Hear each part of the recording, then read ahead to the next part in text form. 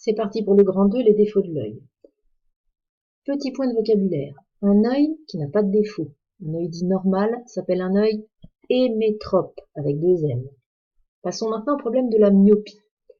Cette animation vous permet de voir ce qui se passe pour une personne myope lorsqu'elle observe un objet à l'infini, éloigné. Les rayons lumineux arrivent parallèles entre eux.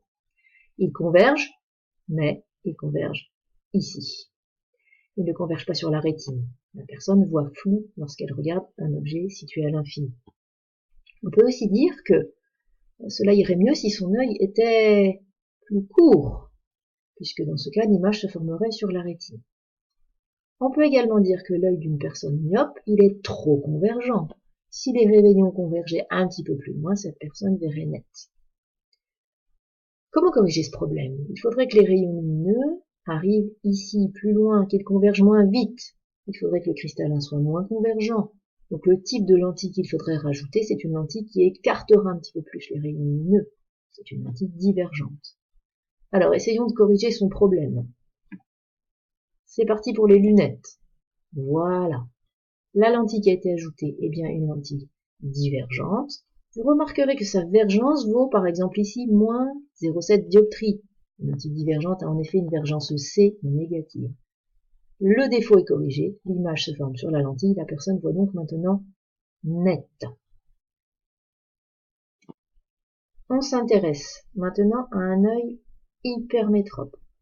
Dans la même situation que précédemment, objet à l'infini, les rayons lumineux convergent derrière la rétine, après la rétine. Cette personne voit flou.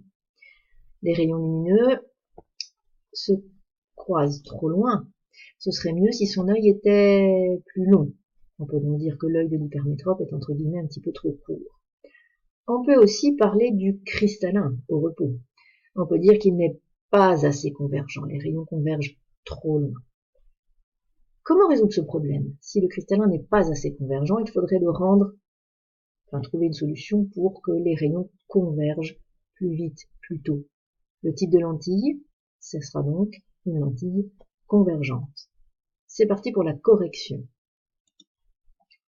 Avec une lentille ici divergente, c'est celle de l'exemple précédent, on n'a rien corrigé du tout. La vergence pour une lentille convergente est en effet positive, donc je vais ajuster. Voilà, et en même temps, vous voyez que l'image à prime se déplace. Elle se rapproche du fond de l'œil, elle arrive sur la rétine. Voilà, ça y est, le défaut est corrigé. J'ai donc placé une lentille convergente. La vergence est positive, par exemple ici plus 0,7 dioptrie. L'image se forme bien sur la rétine, la personne voit net.